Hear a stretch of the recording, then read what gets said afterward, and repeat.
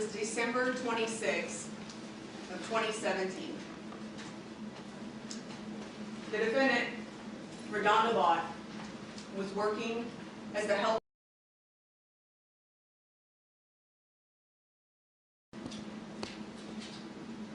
She received a call from another nurse, Ethan Gully, requesting some assistance for his patient, Charlene Murphy. Ms. Murphy had been taken down to the step-down unit.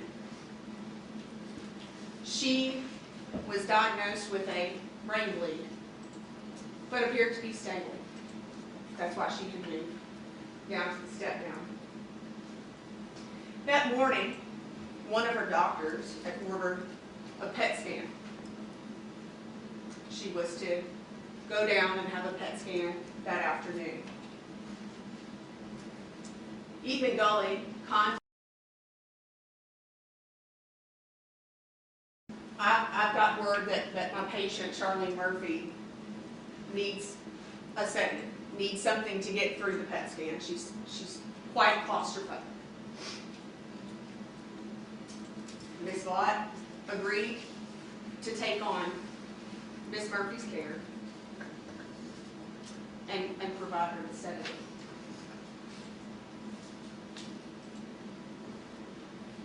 Ms. Vaught went to the AccuDose machine, also known as the automatic dispensing cabinet. She was advised that she was to locate or to provide to Ms. Murphy the drug Versed, 1 to 2 milligrams. So she goes into the AccuDose machine. She goes into Ms. Murphy's profile looking for Versed. But as you all know, the AccuDose defaults to the generic profile. So Ms. Vaught types Versed into the patient profile, doesn't see it. So she calls Ethan Gully and says, "Can you confirm there was an order, there was an order?" So according to Ms. Vaught, she goes to an empty patient room and she pulls up the medical administration record where Ms. Murphy's order had been placed. She says that she reviewed that record and she leaves to go back to the AccuDose machine. Because that drug Versed is not within that patient profile, she decides to do an override.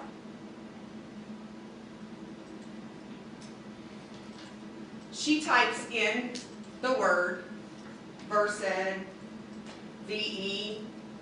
There's been some confusion, but regardless, typing Versed or VE into the generic profile was not going to give the generic drug midazolam as it had been ordered on the medical administration record. Ms. Vaught didn't take the time to call the pharmacy, as she had told Agent Smith she should have done. But when she typed in VE Versed into that generic profile, something popped up across the screen. According to her, she just hit it. The dispensing cabinet popped out. The lid to one of the pockets popped out. But interestingly enough, there was a warning label on top of the pocket. She didn't see that. She goes into the cabinet, picks up the medication, but she tells Agent Smith, "I didn't read the label. I noticed that it was a powder So I turned it around to see the instructions on how to reconstitute.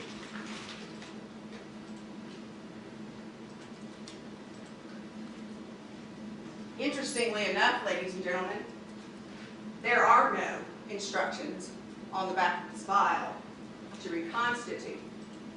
But what it does say is, warning, becuronium bromide may cause respiratory depression. Facilities for artificial respiration must be immediately available.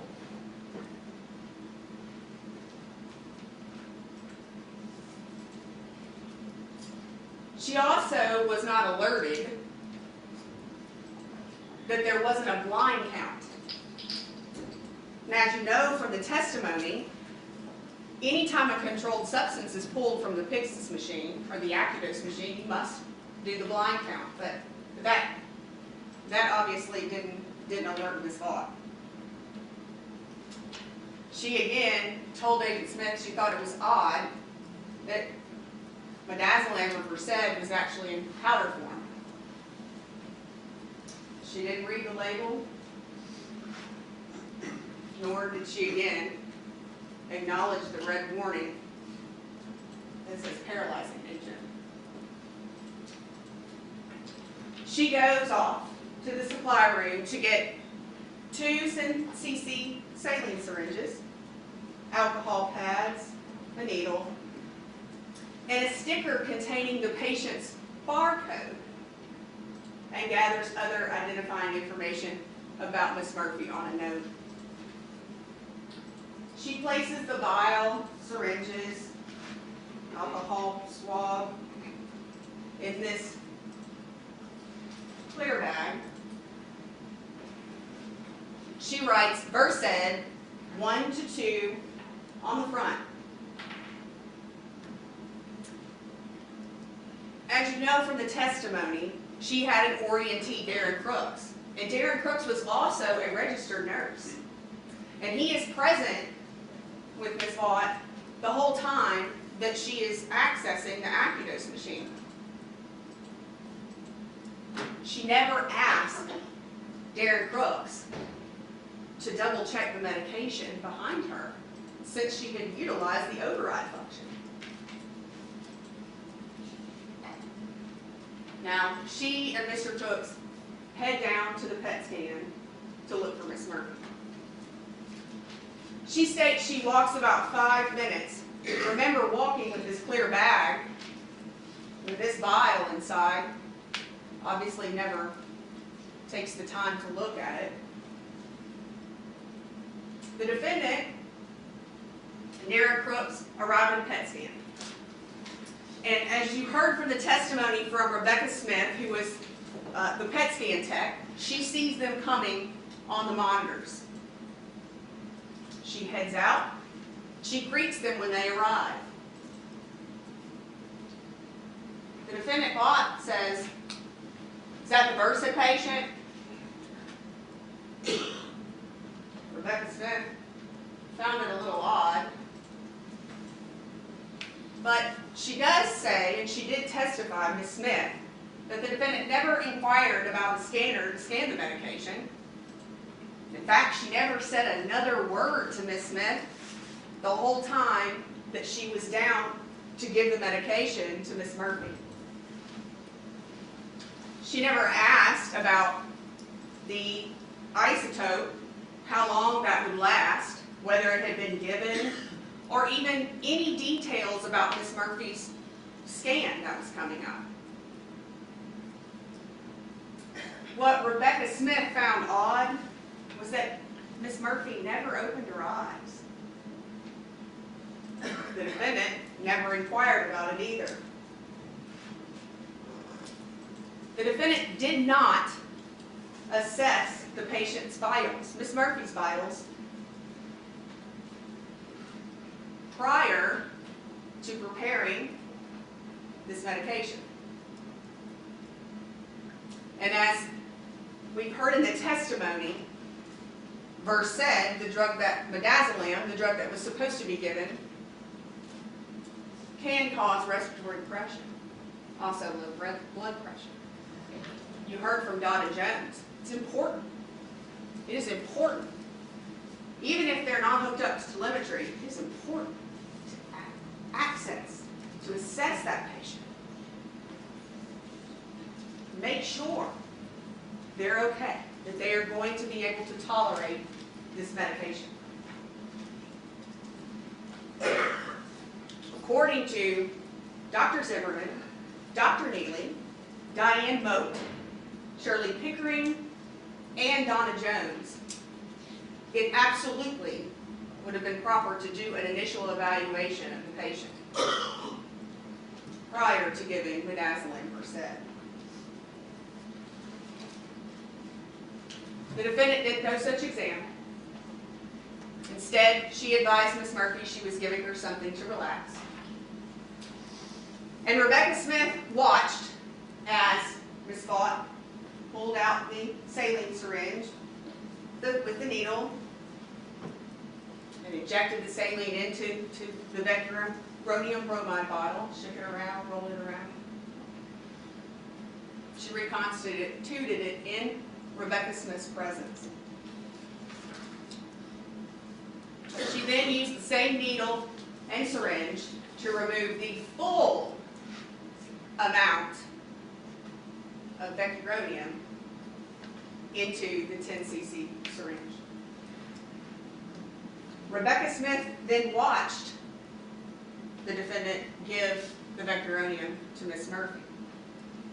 Her testimony that she gave at least 1/3, no more than half the syringe. And that certainly is contrary to what the defendant told Agent Smith. I would have only given 1 milligram. Only 1. I would have only pulled up what I needed. You don't ever have to pull any more, just what you need. Following the administration of this vecuronium bromide, according to Defendant Vaught, Ms. Murphy said it burns. Now, you've heard the testimony from Shirley Pickering. There are many reasons why an IV injection could burn. Sometimes you have to check. You have to check inside. You have to check and make sure there's nothing going on in the tissues. You have to stop. She didn't stop. She just started pushing slowly and asked Ms. Murphy, is that better? Are you okay?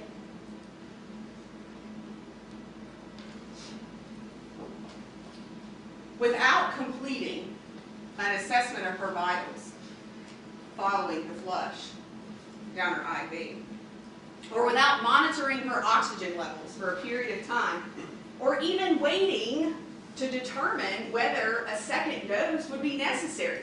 Like you've heard from several of these medical professionals saying, this is how you effectuate this type of prescription. You give 1 milliliter, you wait, you ask questions, you do an assessment, you feeling any better? And then you give the second if necessary. But that didn't happen. And it probably wouldn't have needed to happen based upon the amount of the drug, as we know from Chad Moore, that she actually gave to Ms. Murphy.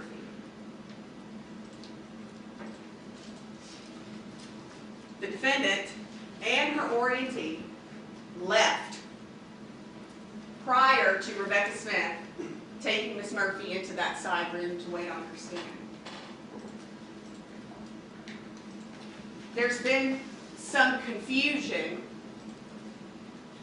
about the fact that Defendant Vaught left Ms. Murphy with a PET scan tech. Well, you heard from Rebecca Smith. You heard from Donna Jones. PET scan techs are not RNs. They can't administer medications. They can't administer controlled substance, nor do they have the capabilities of monitoring like that on a controlled substance. The defendant knew that Rebecca Smith was a pet tech. She knew that. She put that in her Veritas report.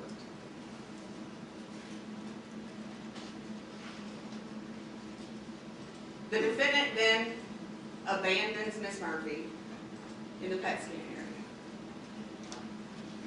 She heads down to the emergency department to do a swallow study for a patient. And as they get down there and do a little investigation, they realize that this patient isn't there. But what's interesting is they never go back to the PET scan area to check on Miss Murphy.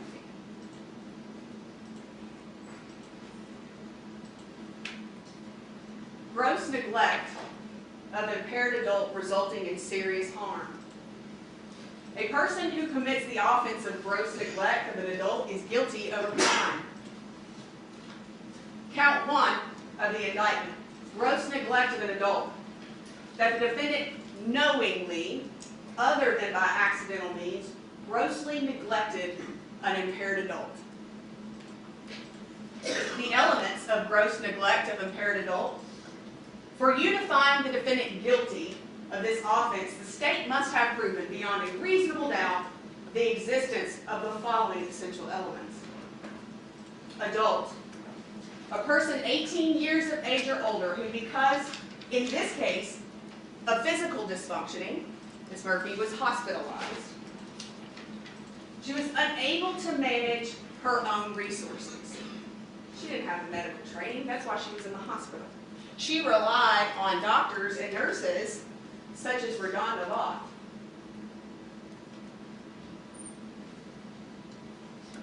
The defendant knowingly, other than by accidental means, committed gross neglect of an impaired adult. Neglect means the deprivation of services by a caretaker that were necessary to maintain the health and welfare of the adult, or a situation in which the adult was unable to provide or obtain the services that were necessary to maintain that person's health or welfare. A caretaker, an individual or institution who has assumed the duty to provide for care of the adult by contract or agreement.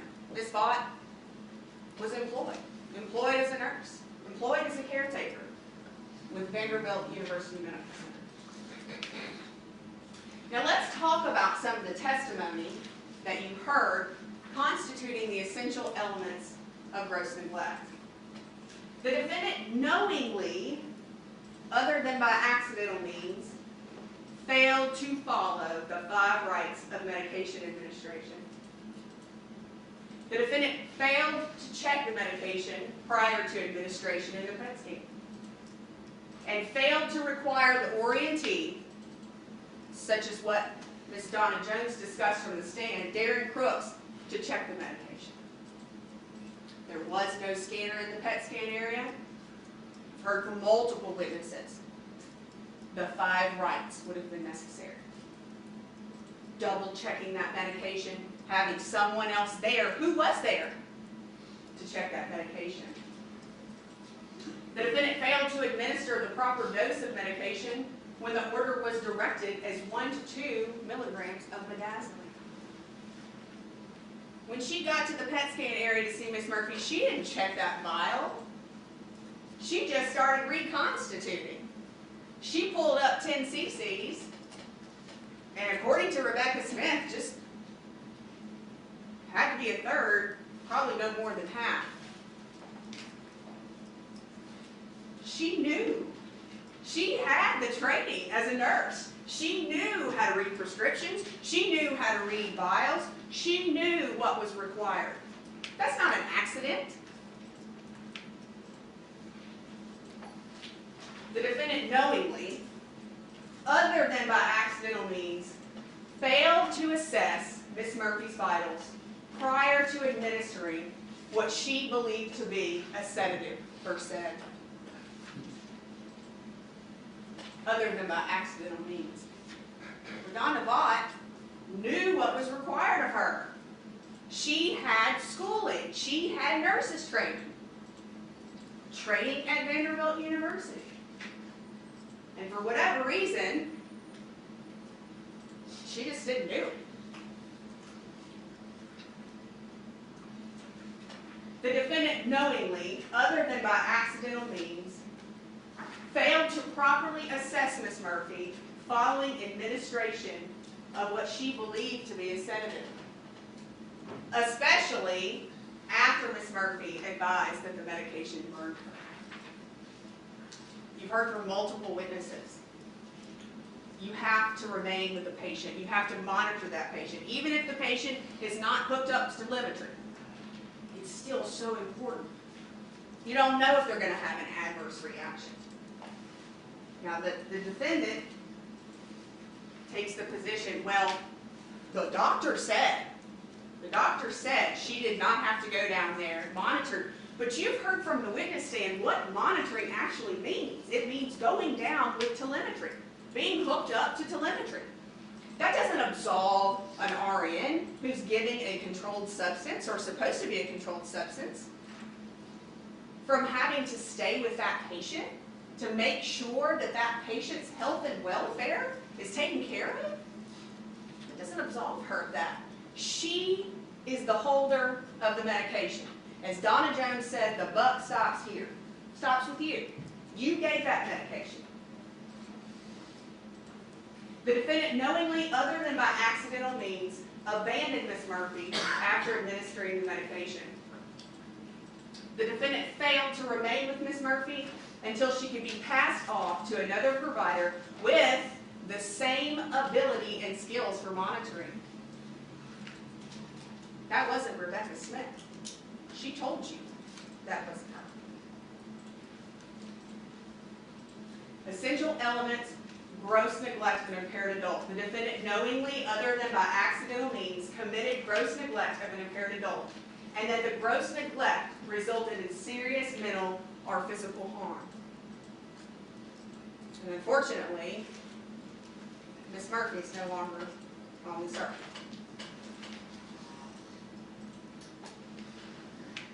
Neglect, the deprivation of services, the services that were to be rendered, proper medication administration and monitoring by a caretaker or a caregiver, RaDonda Vaught, that were necessary to maintain the health and welfare of Charlene Murphy.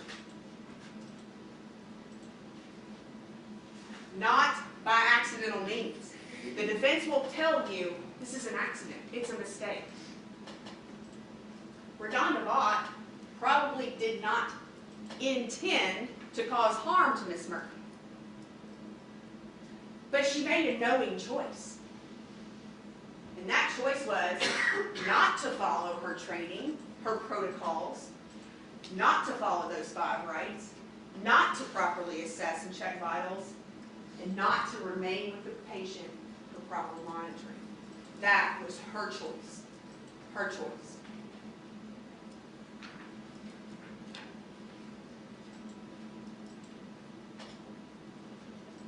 Reckless homicide. Count 2. Any person who commits the offense of reckless homicide is guilty of a crime. For you to find the defendant guilty of this offense, the state must have proven beyond a reasonable doubt the existence of the following essential elements: that the defendant killed the alleged victim, and that the defendant acted recklessly. Recklessly.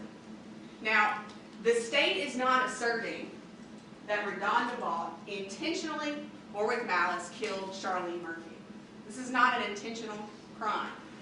Nor is the state saying that she knew she was going to kill Charlene Murphy. A person acts recklessly when the person is aware of, but consciously disregards, a substantial and unjustifiable risk that the alleged victim will be killed. The risk must be of such a nature and degree that its disregard constitutes a gross deviation from what we heard today, the standard of care that an ordinary person would exercise under all the circumstances as viewed from the accused person's standpoint. Testimony you heard concerning the essential elements of reckless homicide from the defendant herself. She admitted to administering vecuronium bromide to Charlene Murphy. The testimony of the anesthesiologist, Dr. Roy Neely. The defendant admitted to Dr. Neely she believed she had administered vecuronium bromide instead of Versed.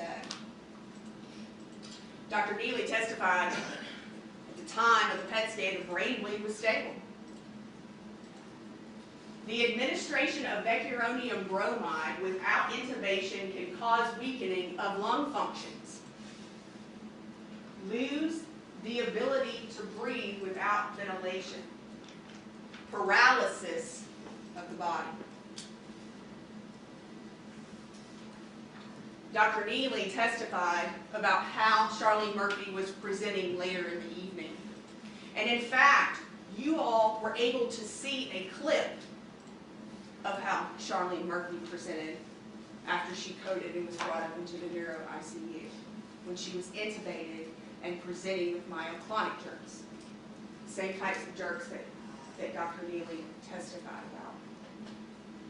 Dr. Neely said that upon his later investigation or assessment of the patient, she appeared to be hypoxic, meaning she lost oxygen to her brain. Suffering from an anoxic brain injury due to the lack of oxygen and uptake in carbon dioxide because her respiratory functions had depressed. She wasn't on a ventilator. She wasn't able to breathe. She wasn't able to obtain oxygen.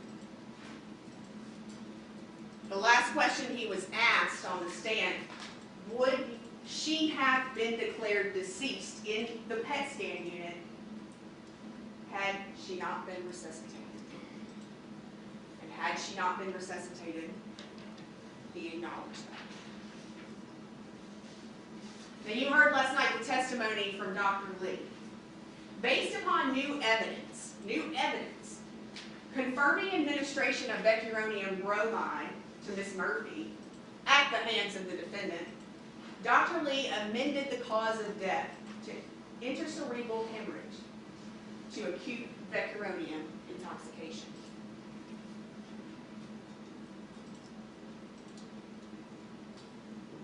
Let's talk about some of the ways that the defendant consciously disregarded a substantial and unjustifiable risk that Charlene Murphy would be killed. The defendant consciously disregarded her duty to verify the correct name of the generic medication, midazolam, that she was seeking. She says she looked at the MAR. That was the very first drug name that popped up. The defendant consciously disregarded the name of the medication appearing on the Acuvus screen and just selected the first medication that popped up. Didn't even read it, just selected. Consciously disregard. She knew better. The defendant consciously disregarded the warning labels adhered to the top pocket drawer containing the vecuronium vials. You heard from Terry Bozen. There were warning labels on that pocket. Look down, see a warning label. But the most shocking of all, the defendant consciously disregarded the red label on the vial containing warning paralyzed.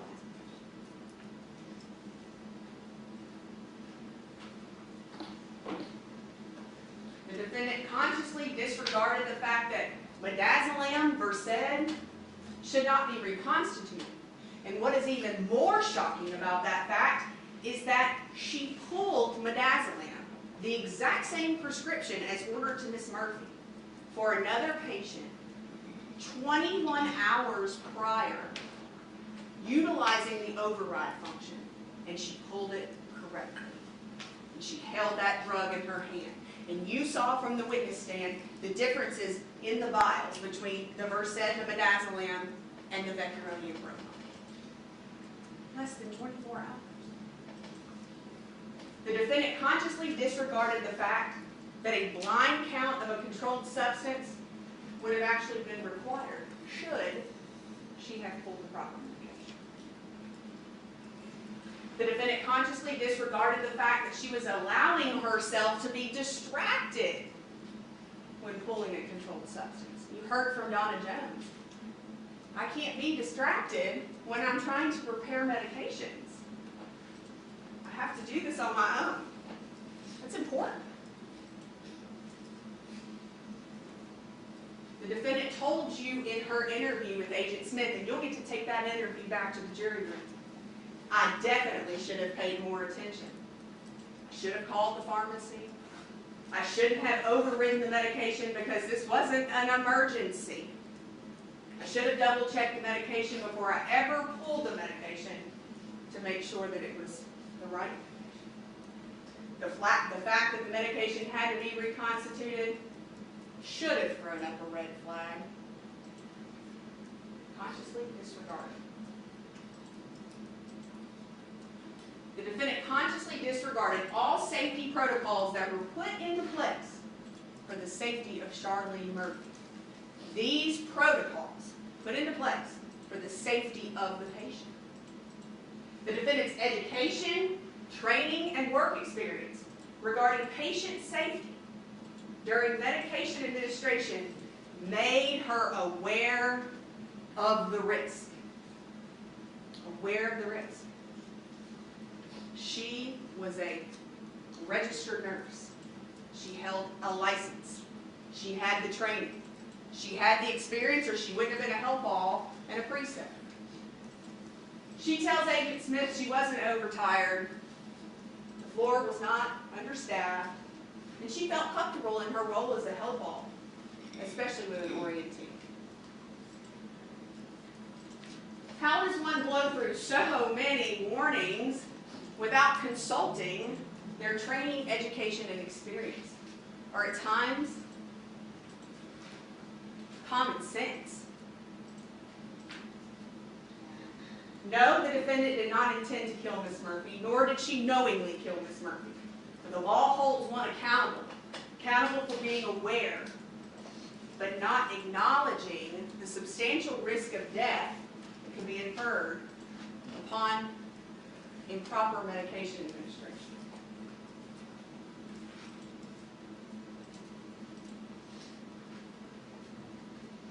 The defendant wants you to believe that this case is all about systematic failures. The AccuDose machine was on constant override function. Constant. That's all everybody could do. But you heard from Terry Bozen yesterday. There was an issue where there was a merger, D-Star, but that happened November 1st.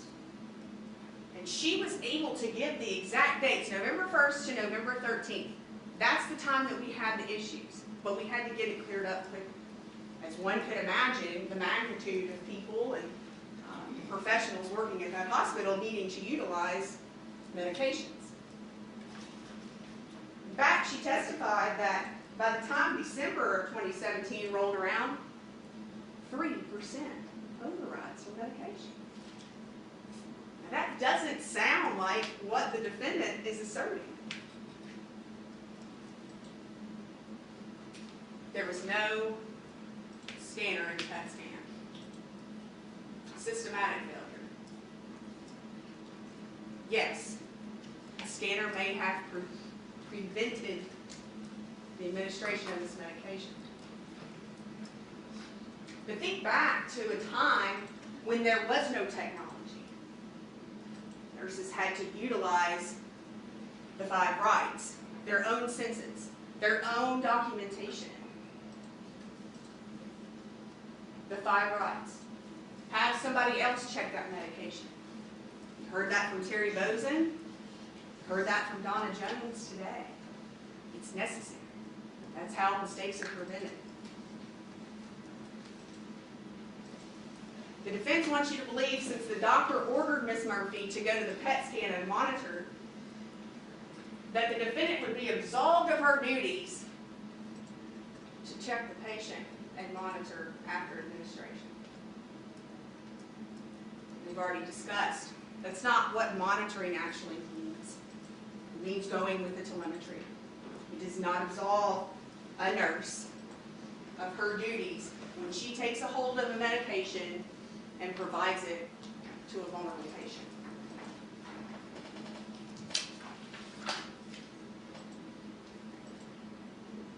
The nurse, the defendant, still had the responsibility to the patient, to Ms. Murphy, as she was the one administering the drugs.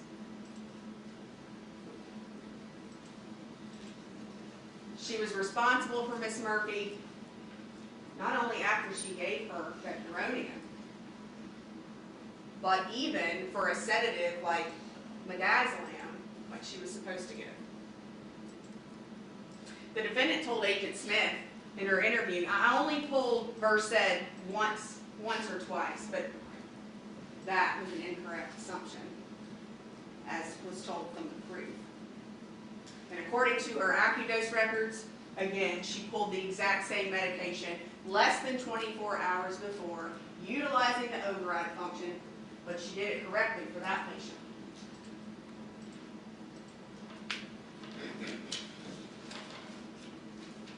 Let's talk about Ms. Murphy. You heard the testimony from Roy Neely. RaDonda Vaught administers the vecuronium. She leaves. Ms. Murphy lies waiting on that stretcher, waiting on her PET scan. And her body begins to paralyze. But you heard what Dr. Neely said. When you're not under sedation, you're awake. You're alert. You can hear things that are going on. You can hear conversations. But when you're paralyzed, you can't get anybody's attention.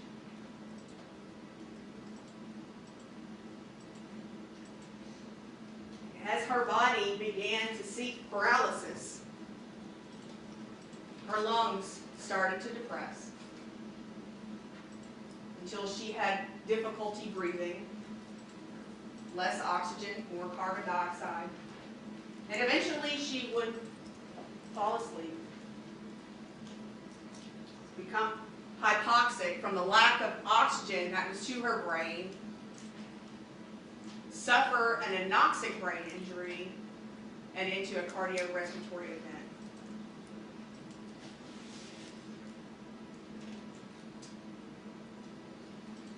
Ms. Murphy was then taken back up to the neuro ICU after she was resuscitated. She was intubated.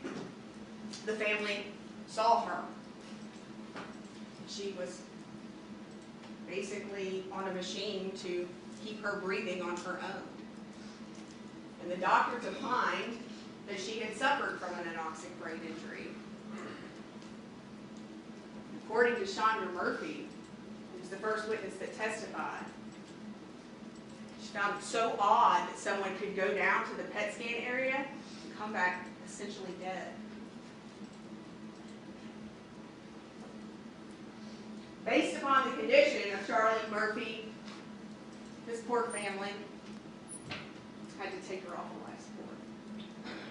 And she lost her life on December 27th.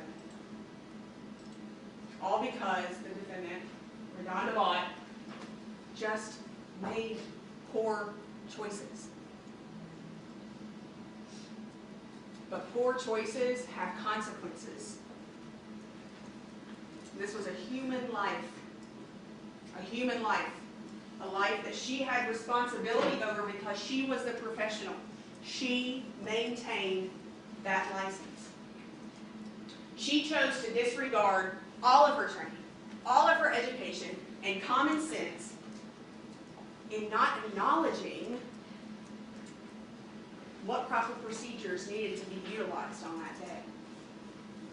Consciously disregarding the risk of death to a patient when administering the medication without involving the patient safety protocols that are in place for all nurses when they administer medication.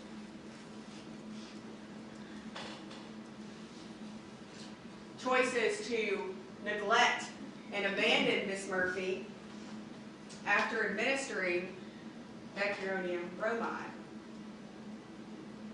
Leaving her in the PET scan area alone, unable to breathe, and eventually paralyzing. Had the defendant not neglected her and stayed with her for 5 minutes, ladies and gentlemen, she would have noticed the warning signs. The signs that Miss Murphy was struggling to breathe and eventually becoming lifeless. As you know from the testimony from Dr. Neely, Miss Murphy could have immediately been intubated or even given the drug neostigmine that has reversal effects of vecuronium bromide. But unfortunately, RaDonda Vaught made a knowing choice to walk away. As to count 1 of the indictment, gross neglect of an impaired adult, state asks that you find RaDonda Vaught guilty of this crime. As to count 2 of the indictment, reckless homicide, the state asks that you find the defendant guilty